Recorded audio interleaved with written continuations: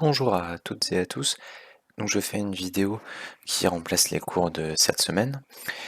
On va poursuivre ce que vous aviez commencé à faire sur la transition démographique.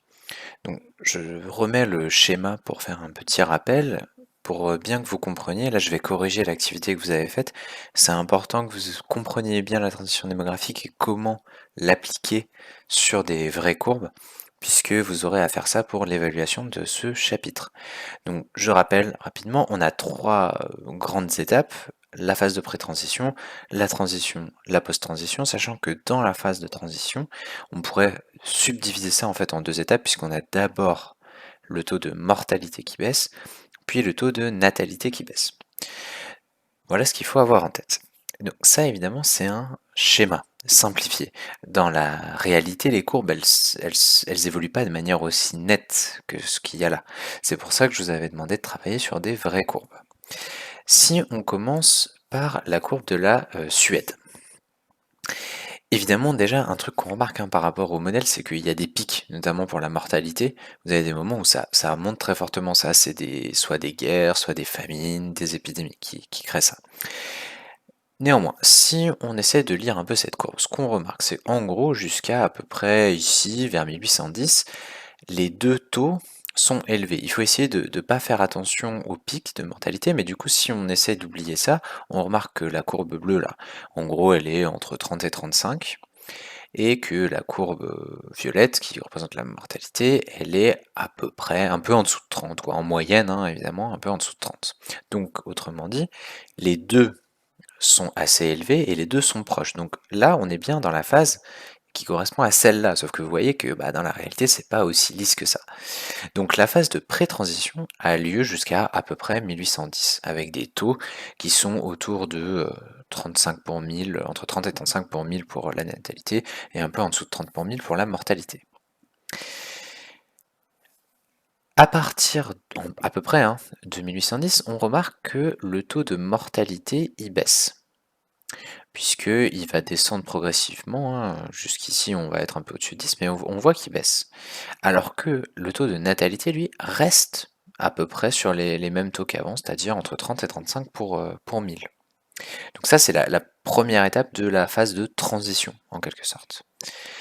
Et on voit en gros, à peu près à partir d'ici, donc à partir de 1860 en gros, que le taux de natalité se met lui aussi à baisser. Donc ça, à partir de là, on est dans la deuxième phase de la transition démographique, puisqu'il va descendre progressivement. Et on arrive à une situation, à la fin du graphique là, vers 1930, où on voit que les deux taux se rejoignent à nouveau à peu près, mais cette fois, les deux sont beaucoup plus faibles. Ils sont, bon, pour la mortalité, on est un peu au-dessus de 10 pour 1000, pour la natalité, on est entre 15, un peu au-dessus de 15 pour 1000. Donc là, on est vraiment au début, sur la fin de ce graphique, de la phase de post-transition. Ici, on a à nouveau les deux taux qui sont proches, mais faibles. Donc, vous voyez ce que je viens de faire là avec la Suède, c'est vraiment ce qui manquait parfois dans vos travaux, c'est être précis à la fois au niveau des dates, mais également au niveau des chiffres de la natalité et de la mortalité. Il faut avoir les deux pour avoir quelque chose de vraiment complet et précis. Ça, c'était pour la Suède. Vous aviez un deuxième graphique qui était celui de l'Inde.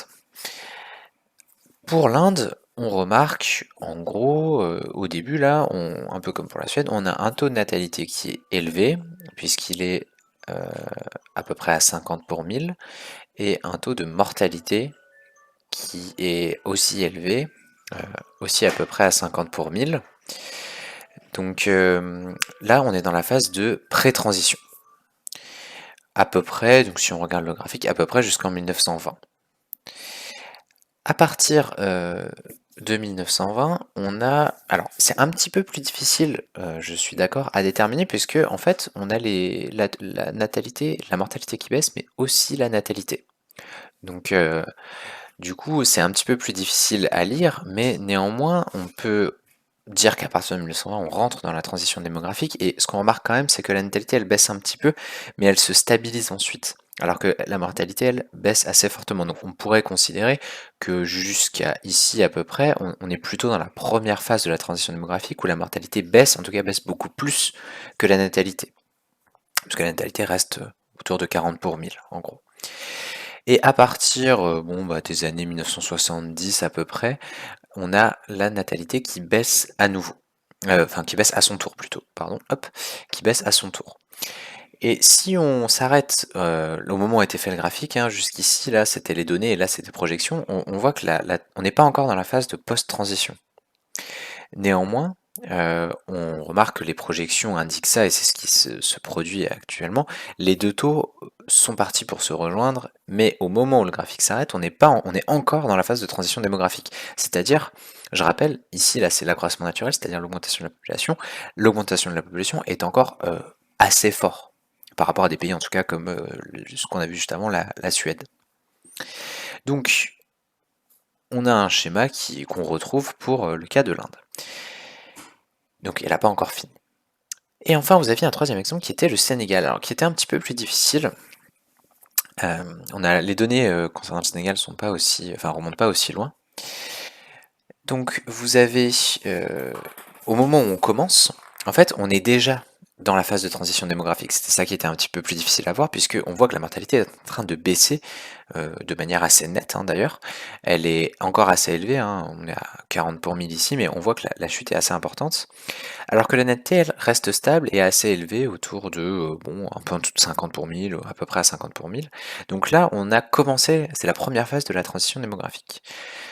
De la première étape de la phase de transition démographique. Et ici, à partir de environ les années 1960-70, on voit que la natalité commence à baisser. Donc on rentre dans la deuxième moitié de la phase de transition démographique. Mais au moment où les données s'arrêtent, vous voyez qu'on est encore vraiment en plein dans la transition démographique, hein. Là, ça c'est l'accroissement naturel, il est très élevé puisqu'on a un taux de natalité qui est autour de 35 pour 1000, disons, alors que la mortalité elle est beaucoup plus faible, elle est autour de 8 pour 1000. Donc la population augmente encore très fortement. Alors, ce qu'on peut faire pour donner un peu, pour généraliser un peu, c'est que vous pouvez reprendre le schéma que vous avez fait un peu plus haut dans le cours sur la transition démographique. Et en fait, on peut placer les différents pays qu'on vient de voir selon l'endroit où ils en sont de la transition démographique.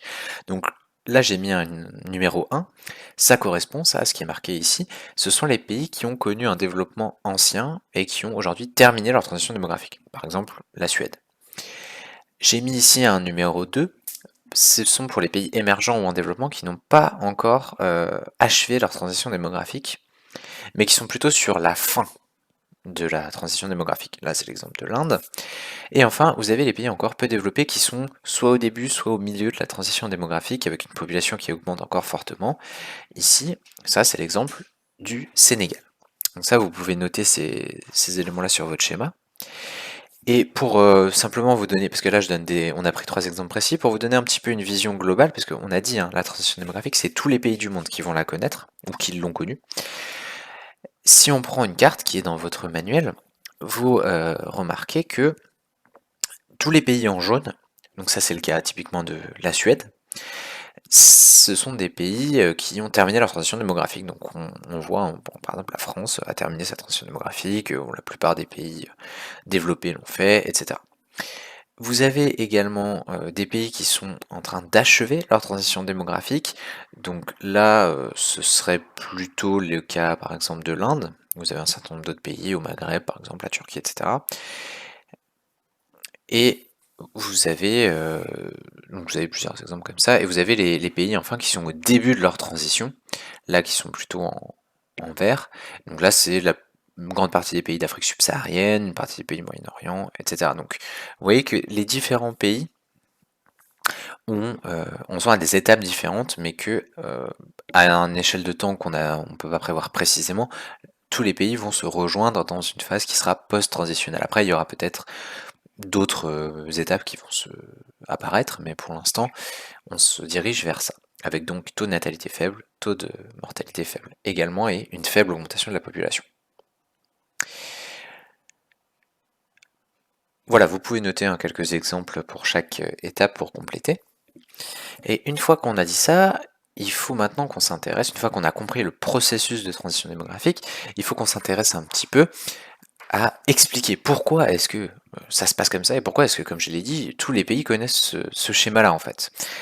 Donc ici, on va s'intéresser aux causes qui explique les baisses des taux de natalité et de mortalité. Donc on peut présenter ça sous la forme de tableau. D'abord pour la baisse de la mortalité, la première cause qu'on peut évoquer, c'est les progrès de l'agriculture. En effet, et je l'ai dit tout à l'heure, quand on avait des pics de mortalité auparavant, une des causes, c'était par exemple la famine. Donc, comme l'agriculture progresse, les récoltes et la qualité de l'alimentation s'améliorent, et les famines disparaissent progressivement. Donc, par exemple, j'ai mis en Europe parce que il y a des pays où on a encore des cas de famine, mais globalement à l'échelle mondiale, il y a moins en moins de famines. Autre cause de mortalité sur laquelle on va progresser, qui va s'améliorer, ça va être les maladies. Je l'ai dit tout à l'heure, une autre grande cause, c'est les épidémies, hein. Et donc ça va être les progrès de l'hygiène, qui vont limiter les maladies. À une période, hein, quand même, je sais pas si vous savez ça, mais il n'y avait pas vraiment de système, par exemple, d'égout, et donc les gens, ils jetaient leurs ordures, mais aussi leurs excréments, par les fenêtres, dans le caniveau.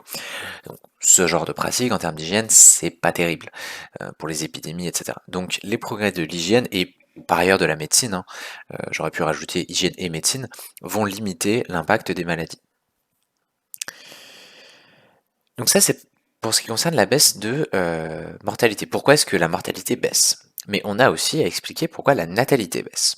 Et alors, la première chose qu'il faut comprendre, c'est que en fait, comme moins d'enfants vont mourir, les familles font de moins en moins d'enfants.